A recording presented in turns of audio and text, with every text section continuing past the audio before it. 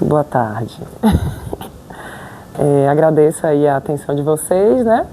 Eu espero que hoje a palestra ela seja bacana aí para algumas discussões, reflexões, né? E eu sou Priscila Malafaia, eu sou especialista em pesca, né? Já trabalho com pesca há 20 anos, não só no Brasil, não só na Bahia como no Brasil. E gostaria de trazer um pouco das minhas experiências, o que eu vejo nesse tempo aí que a gente está trabalhando em comunidades do norte ao sul do Brasil, né? Espero contribuir com algumas informações para vocês, tá? Então o tema basicamente, né, são mudanças climáticas, né? Existe uma série de teorias associadas a essa e a vertente aqui apresentada é uma vertente que acredita que a queima de combustível fóssil sim influencia, né, no processo de temperatura e enfim, e todas as desordens, né, que a gente vem acompanhando a médio prazo aí nas instâncias do planeta, né, em determinados locais. Bom, e a gente trabalha essa ideia de mudanças climáticas com foco na pesca, né, principalmente a pesca de pequena escala, que mais adiante a gente vai estar falando sobre a vulnerabilidade desse grupo. Então a proposta está apresentando para vocês, né, a questão da adaptação das práticas pesqueiras a essas mudanças, né, climáticas de forma sustentável. Então, como é que as alterações climáticas elas afetam, né, os oceanos e a vida marinha? Porque a gente precisa entender para a gente começar a falar sobre isso. Bom, não sei se é de conhecimento de todos e todas, a gente sabe que os nossos oceanos eles absorvem 93%, né, de todo o calor acumulado na atmosfera terrestre e não só de quebra, 1/4 da produção de CO2, que é o nosso famoso dióxido de carbono, ele também está liberado pelos combustíveis fósseis, ele também é absorvido. Então, 1/4 de tudo que é produzido em termos de queima, né, queimas de combustíveis fósseis, o oceano tem essa responsabilidade generosa, né, de absorver para a gente e fazer a grande manutenção do clima que hoje a nossa espécie está adaptada, né, para viver. Bom, o que é que a gente está vendo? Nos últimos 30 anos, né, se percebe que ondas de calor, né, vem aumentando e aumentando mais de 50%, né? Essas ondas elas aumentam mais de 50% nesses últimos 30 anos. Então você vê uma frequência de ocorrência, então é um ponto de se avaliar. Numa escala também mundial, né, prevê-se que a temperatura dos oceanos elas podem aumentar entre 1 grau até 4, né? E aí a gente vai trabalhar um pouco sobre essa ecleticidade, né? Em termos de o que é que 1,5 grau a 2 pode causar e acima de 3 graus, assim, os estudos, né, as vertentes, elas sinalizam. Aqui é um trabalho que foi publicado, um relatório da FAO agora, recente, agosto de 2025, né? A FAO, para quem não sabe, é a Organização das Nações Unidas para a Alimentação e Agricultura, né? Então, esse relatório se chamou Riscos de Mudanças Climáticas para Ecossistemas Marinhos e Pescarias, né? Com projeções para 2100. E ela trabalha com cenários em termos de emissões, as altas emissões, que são emissões de 3 a 4 graus, né? Quando a gente faz a modelagem, se percebe que 48 países eles podem estar com até 30% da pescaria comprometida até 2100. E em cenários de baixas emissões, que é o que se espera, né, com as COPs e tudo mais, os acordos internacionais, se espera baixar, não se alcançar esses aumentos de temperatura. Mesmo assim, 178 países, eles têm, né, eles vão sofrer com a redução de pelo menos 10% da produção pesqueira, né? Então, é muito alto esse número. A gente pensa para o futuro, né, e o que é que essas pessoas vão fazer, né? O que é que essas pessoas, sem essa pescaria, sem atividade econômica, né, sem a fonte de renda, a gente está falando de subsistência, né? Quando a gente fala de pesca artesanal, ainda mais pesca de pequena escala, que é muito representativa no nosso país, né, e muitas regiões do planeta, se a gente fala de África, né, e outras regiões, então a gente fala de vidas, né? Então é muito preocupante. Então, como é que as alterações climáticas afetam a pesca, né? Já que a gente já está afunilando nesse contexto. A gente tem o aquecimento das águas, né? O aquecimento das águas, o que é que acontece? As águas, elas se aquecem. A gente sabe que o oxigênio é o quê? É um gás. Então, se as águas se aqueceram, o oxigênio vai pular fora, né? Então, você vai causar uma redução, uma desoxigenação na água. Só que aí o peixe vive sem oxigênio? Não, o peixe respira, o peixe tem brânquia, né? Tem as guelras lá, né? Vários peixes e organismos. Os mamíferos não, eles têm apneia, eles são muito bons, né? As tartarugas, as focas, essa galera, os golfinhos e tal, os mamíferos que estão no ambiente aquático, eles têm apneia, eles são bons. Eu queria ser uma baleia, para ficar lá embaixo um tempão. Já, né, as tartarugas ótimas, né, maravilhosas também, quelônios incríveis, também têm uma boa apneia. Os peixes respiram com aquele ar que está disponível ali naquela água, tá? Então, temos essa questão aí. Então, se a água aquece, o oxigênio já começa a ficar mais escasso. Aí a galera, opa! Aí quem tem linha lateral, peixes ósseos, já fica tudo... A linha lateral é um ótimo sensorial nos peixes ósseos, né?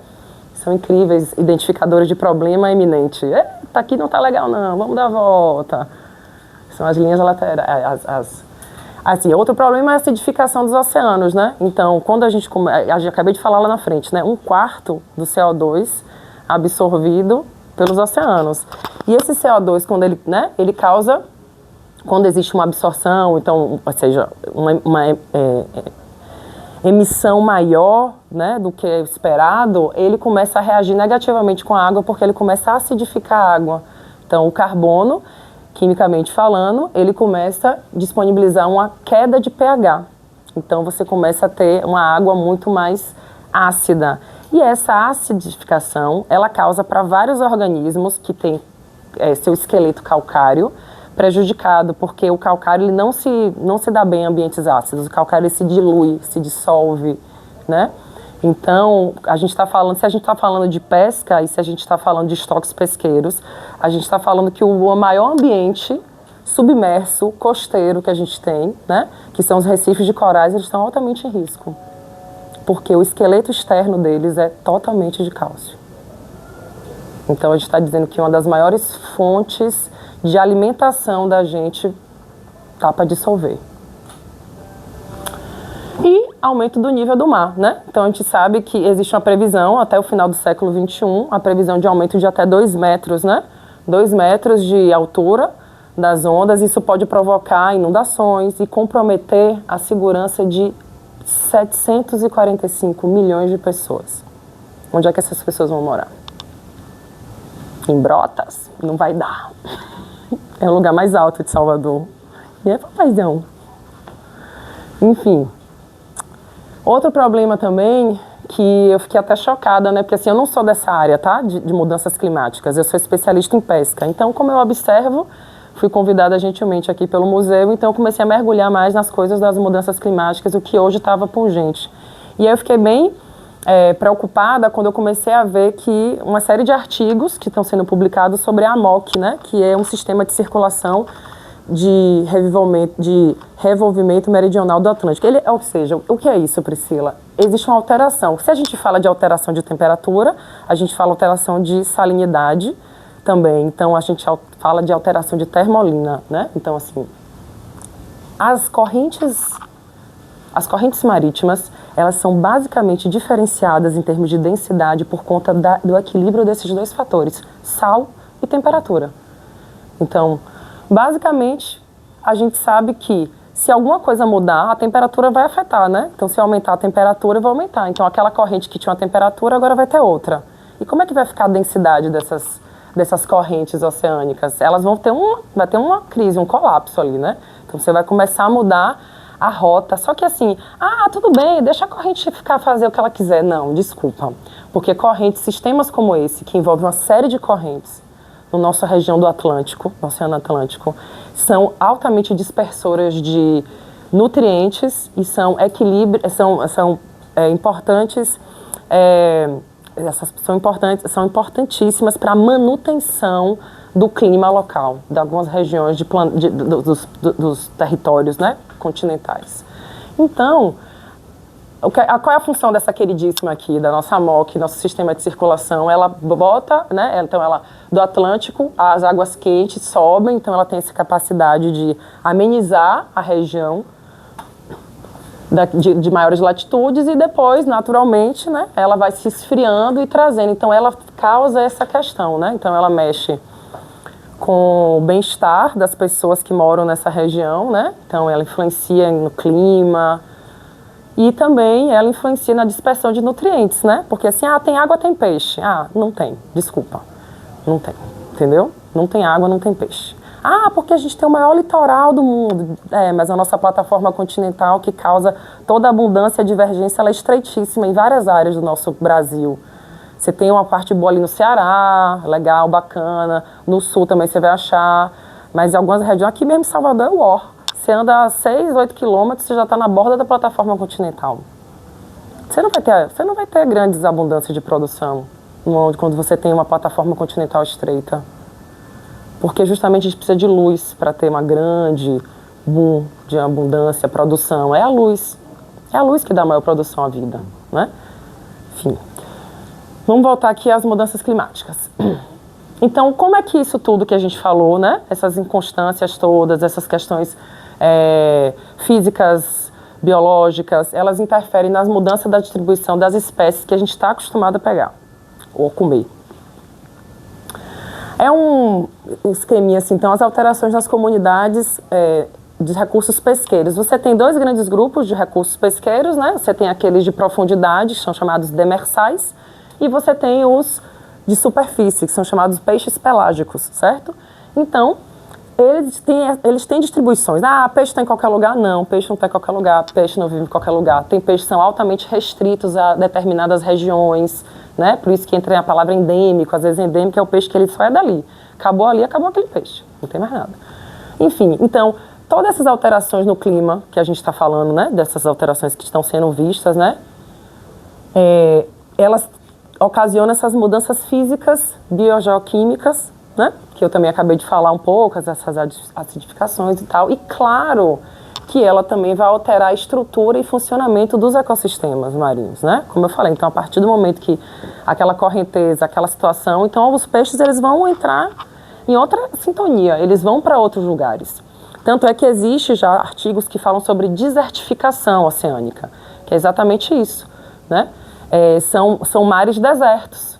Você não tem mais a condição que aquele recurso é capaz de viver. Você tirou, existe uma falta de bem-estar naquele ambiente, né? Então acabou. Então o bicho não vive mais ali. Ele vai para outros lugares.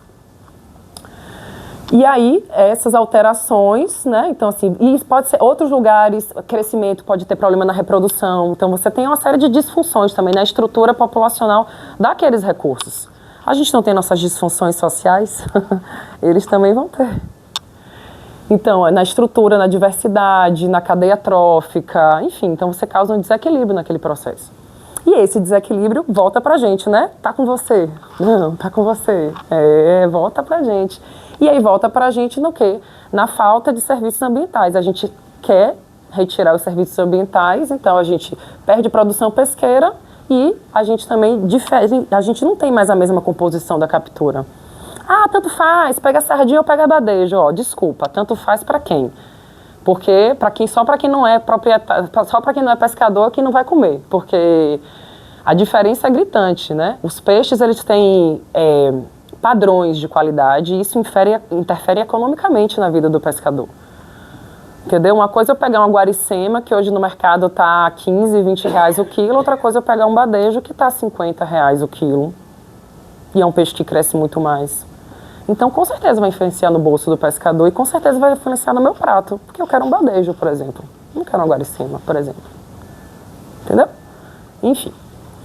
São coisas que precisam ser pensadas, porque é interessante eu assistir, muito bom, eu até vou passar o link para vocês, o fórum eu vou apresentar aqui da Oceana, e eles convidaram pescadores, pessoas, eu acho bacana esse diálogo, né? Cientistas, pescadores, sociedade civil, enfim, em geral, né? Reunida, poder público.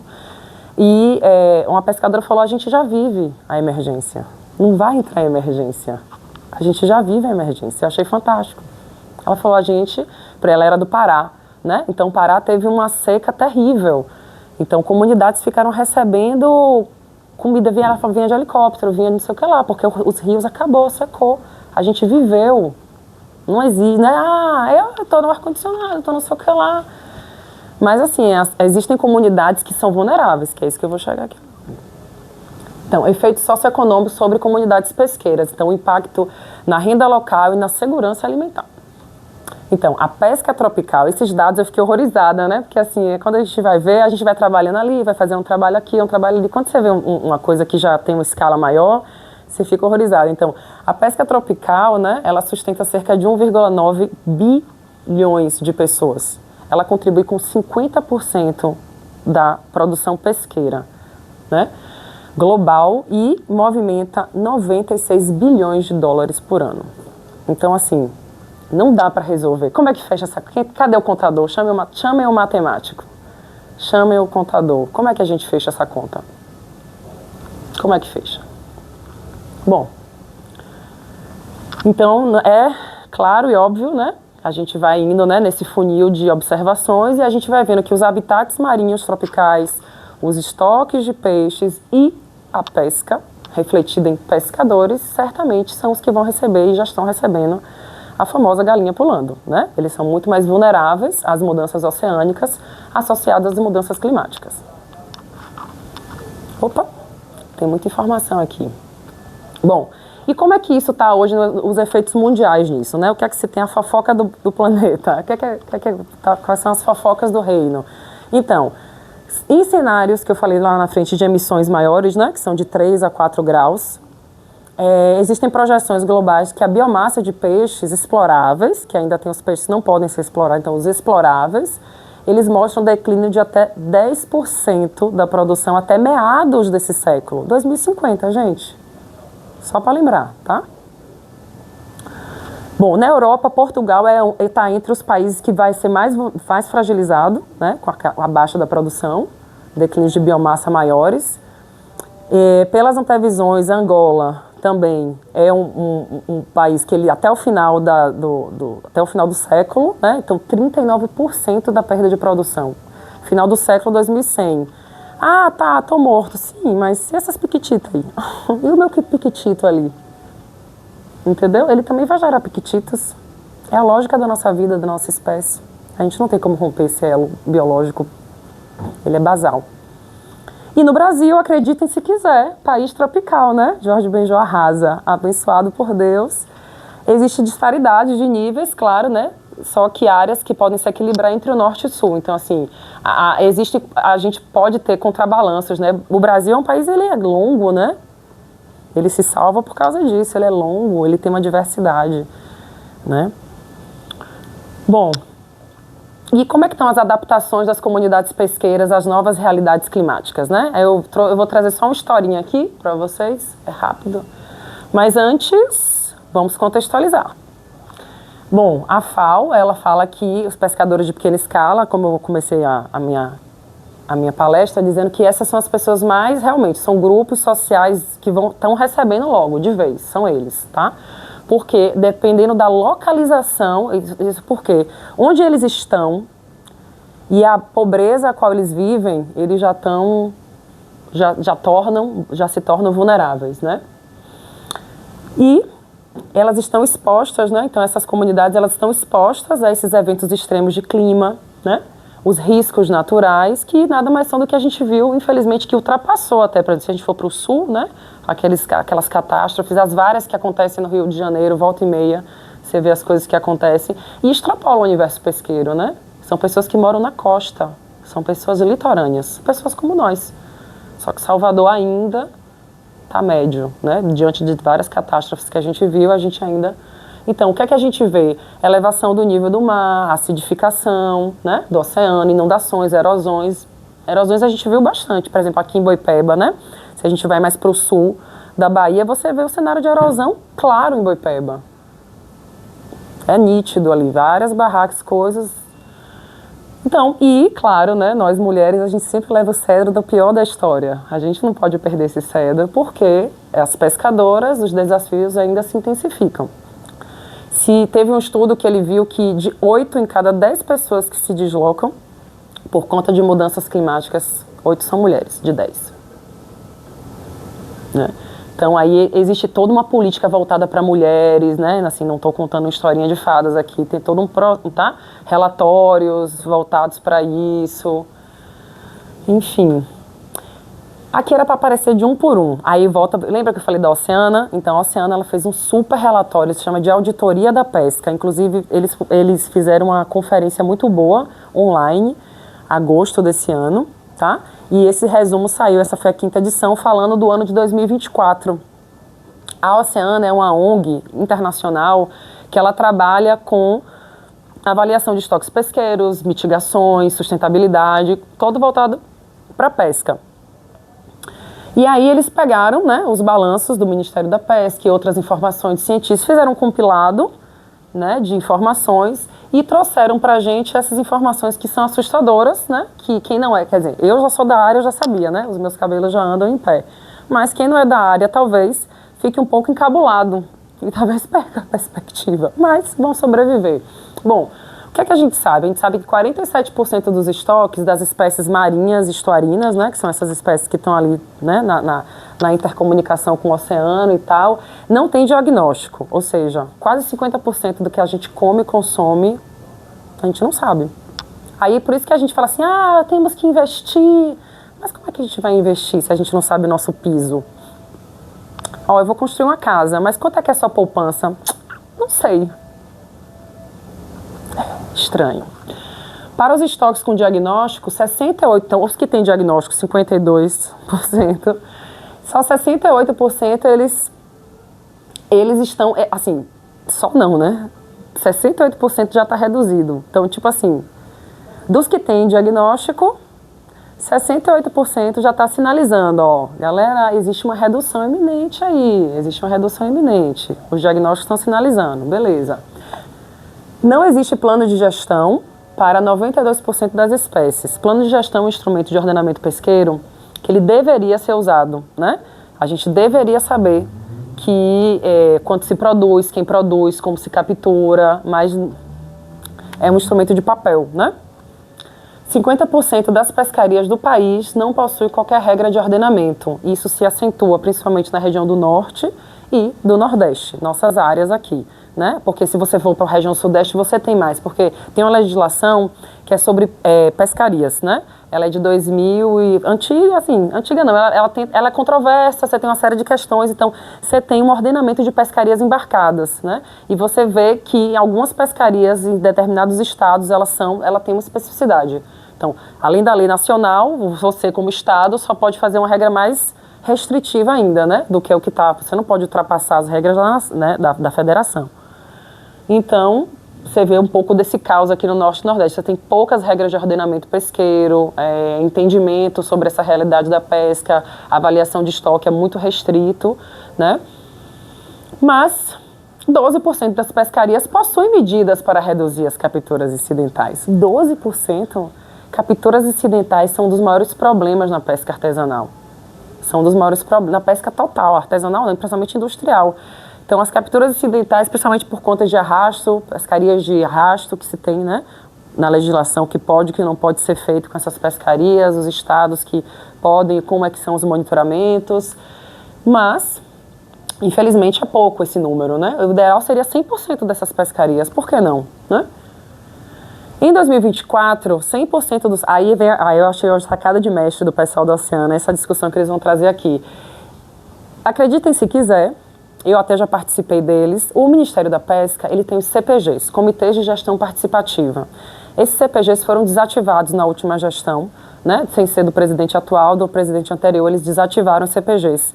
Mas em 2015, quando eu fui assessora do Movimento dos Pescadores e Pescadoras do Brasil, 2015 e 2016, a gente morou em Brasília, e esses espaços são espaços justamente de mudança de legislação, alteração, são espaços onde você de fato toma as decisões e todos os setores comumente ali dividem e tentam se posicionar. Então são espaços, não diria 100% deliberativos, mas consensua-se coisas e são demandadas as questões. Então, ai gente, tadinho, Volta. Pronto. Então, esses CPGs funcionou ano passado, né? Então, na minha época, funcionava malmente, assim, 2015 e 2016, um sim, uns nãos, uns sim, uns nãos. Teve uma época que não funcionou, ele desativou, né? O presidente da época desativou e retomamos, algum tempo atrás, esses CPGs e, curiosamente, fiquei feliz em saber que 100% desses fóruns de consulta, eles tiveram funcionamento. Isso é um ponto positivo. Fala assim, bom, esses espaços onde são espaços, né, que a gente pode dar voz, dizer tal, funcionaram. O mais interessante é dizer que também no orçamento relacionado ao MPA, Ministério da Pesca e Aquicultura, né, é o órgão federal que gerencia e ordena a pesca artesanal no Brasil. Em 2024, 85%, né, então assim, o orçamento foi maior do que 2023, olha que bacana. Então assim, a gente tem um órgão, houve as conversas, né, nos CPGs. O orçamento do ano anterior foi melhor do que o ano que passou deles, né? Então 24 foi melhor do que 2023. Mas ainda assim ele se mostra tímido dentro da pasta de outros executivos aí da federação. Mas mesmo assim tivemos um orçamento maior em 2024. Só que por que ele, o órgão que em tese deveria ter preocupação com a sustentabilidade, né, já que ele é o órgão competente para responder, só investiu 3% em pautas como desenvolvimento sustentável e registro, monitoramento, pesquisa e estatística? Será que quer resolver? Gente, eu tô louca com esse negócio, que eu fico chateada quando eu começo a falar disso e eu não sei o que é que eles fazem da vida deles, eu não sei, eu acho que eu tô de cabeça para baixo. Ah, tô indo, pronto, tá certo. Né? Então, tem alguma coisa errada acontecendo. E é de gestão, né? Enfim, só para trazer um pouco, assim, eu quero dizer que, assim, quando a gente fala de pesca, já é esse problema, né? E aí a gente vai falar de mudanças climáticas, eita, aí só intensifica, entendeu? Porque, assim, a gente fala, vamos estudar as mudanças, vamos ver como é que o comportamento, né, de alguns recursos pesqueiros numa visão estatística. Não tem. Você não tem dados suficientes. Você tem projeções, muitas projeções, aqueles cadernos do Ministério da Pesca, nada mais são do que projeções, né, autodeclaração. Quando o pescador vai renovar a carteira dele, o RGP, Registro Geral de Pesca, é por autodeclaração a produção dele. E muitas vezes são tidas como as verdades são colocadas ali. Ou então são trabalhadas como comércios que compram, né? Então você trabalha com estatísticas de compra de segunda comercialização. Produções de segunda comercialização que você sabe que muito já foi pescado na primeira comercialização e que não é visto através de mercados secundários que compram aquela produção. Então você tem uma captura invisível. Bom, certo, Priscila. E o que é que esse governo pode fazer mais por nós? Eu fiquei felicíssima. Existe uma PL transitando, essa aí, ó, 4.789, desde 2024. Essa PL, ela está parada, estagnada no Senado desde julho desse ano, mas essa proposta, essa PL, ela tem uma proposta de segurança jurídica para o setor produtivo da pesca, tanto artesanal como industrial, né? E também ela contribui para a geração de renda. Então, assim, entende-se, lê-se, que a proposta dessa PL é, de fato, cumprir o que a Lei da Pesca não conseguiu cumprir desde 2009, quando ela foi publicada, né? Gestão sustentável. Então, existe essa PL transitando, que é um pouco de nos dar esperança, né? Fala assim, opa, parece que alguém se importa, né? E uma história bacana que eu trago para vocês são as pescadoras de Belmonte, aqui um município no sul do nosso estado, que elas têm uma série de impactos, né, também climáticos, também de degradação ambiental ali na região deles. E aí o que é que elas fizeram? Em 2019, por conta de uma série de estabilidade de produção, né? Esse mês tem, esse mês não tem, aconteceu uma catástrofe ali, tem como pescar, não tem, assim, por conta desse cenário de instabilidade de captura, né, de produção pesqueira, elas se juntaram, essas senhoritas, e aí elas fundaram o Sustentamar, que é uma unidade de beneficiamento, né? E aqui eu trago, vou ser categórica na leitura, vou trazer a fala de uma delas, a Pedrina, né? Ela fala assim, a cada dia seguimos nos reinventando, nos reinventando. Deus nos deu sabedoria e a unidade de beneficiamento nos permite explorar novas maneiras de sustentar nosso trabalho. Quando os peixes são escassos, nós aproveitamos para produzir subprodutos como bolinhos, hambúrgueres e pratos típicos. Além disso, começamos a promover vivências para conscientizar as pessoas sobre a importância da natureza para os povos tradicionais e como somos os primeiros a sentir os impactos da sua degradação. Aí é uma coisa que... Então é isso, né? Então essa coisa de se adaptar, que é que como comunidade tradicional pode estar se desenvolvendo para emergencialmente sobreviver, né? E pautar outros temas, né, com mais seguridade a médio prazo. As ações necessárias para a pesca sustentável, né? Algumas ações que eu trago assim, né? Podem ter várias outras, mas assim, eu trago como uma proposta aqui da gente pensar junto. Financiamento incentiva a pesquisa, né? Porque a crítica chegou. Então, a gente sabe que para ter uma boa gestão, dados e informações são fundamentais para uma boa gestão. Enfim, né? A gente sabe que a ciência ela pode ser um instrumento de pautar as tomadas de decisão, né? E essa é a ideia dos CPGs, que eu citei anteriormente, que eles existem. Então, assim, você tem no Ministério da Pesca esse espaço que as pessoas do poder público, né, do terceiro setor também você tem cadeiras, né? As pessoas elas podem, né, estar presentes nessas discussões, né? O próprio setor, né, diretamente envolvido, que são os pescadores. Então, assim, é de extrema relevância esse tipo de diálogo, tá? Porque depois sobra para quem tá aí, ó, com o motorzinho de popa, sobra para ele, né? A gente ainda tá... A gente vai tomar, mas a gente toma na segunda, na rebordosa, né? Mas quem vive desses recursos já está sentindo.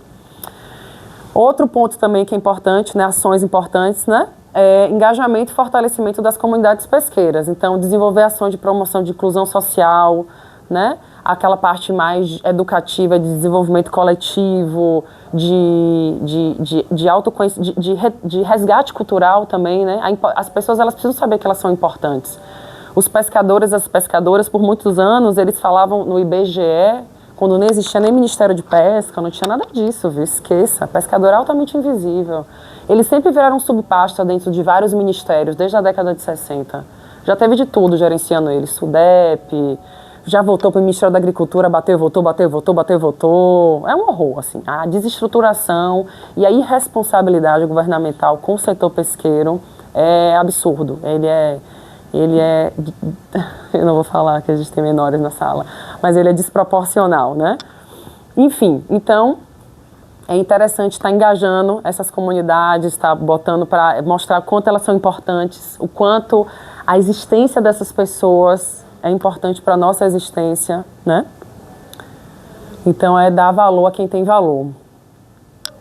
Acordos internacionais também, né? Porque se a gente fala agora de mudanças climáticas, né? A gente não pode ficar no nosso mundinho, aqui, minha tarefinha aqui, ó, minha ilha, ó, desculpa, ela vai desaparecer. Então, a gente precisa ter uma boa relação entre os países, né? Então, essa coisa de acordos internacionais que visam, se preocupam com estoques que são estoques que alimentam, né, uma parte ou uma grande parte do mundial, né? Os atuns mesmo, a dispersão dos atuns, eles nascem na região do Mediterrâneo, eles dão uma volta, vão para o Atlântico, cosmopolitas, né? Espécies cosmopolitas, como atuns, os agulhões da vida, os peixes pelágicos que têm uma boa distribuição, eles precisam ter acordos internacionais, entendeu? Não dá para falar assim, não, eu falei, tá bom, então tá bom, a galera aqui da Europa, eles estão com a parte de, por exemplo, dos atuns, se eu for falar de atum, é onde eles nascem, né? Aquela região mais para Mediterrâneo e tal. Mas aqui a galera vem se alimentar, vem curtir a vida doidada aqui na região do Atlântico, daqui do nosso lado, né? Vem pra cá, pro Brasil, pá. Então tem que ter, né? Então assim, eu vou chegar e vou capturar e se eu tiver dando algum impacto ali no Mediterrâneo, vai influenciar minha captura de atum aqui. Entendeu? É isso que eu quero dizer. Então essas espécies que são cosmopolitas, que elas se distribuem, elas têm reproduções específicas em áreas e elas têm uma ampla distribuição. A sardinha mesmo é outra, maravilhosa. A época da sardinha na região do sul, além de Deus, é glória. Entendeu? É o período que a galera tira, né? Tira a barriga da miséria, né? Porque são cardumes gigantescos e já vem se perdendo, né? Se tem informações que os estoques vêm declinando por conta de temperatura. da água. Bom, mas o que eu quero dizer, eu trouxe um acordo que foi feito em 2015, né? Foi feito pelos delegados do Canadá, Dinamarca, Noruega, Rússia, Estados Unidos, ou seja, né, distribui esses países no planeta para impedir a pesca comercial não regulamentada em alto mar nessa região aqui do Oceano Ártico Central. Então, assim, essa região é importante, tá todo mundo use e abuse C&A, vamos fazer um acordo. Então, os acordos internacionais e de governança, eles também são ferramentas importantíssimas para a manutenção.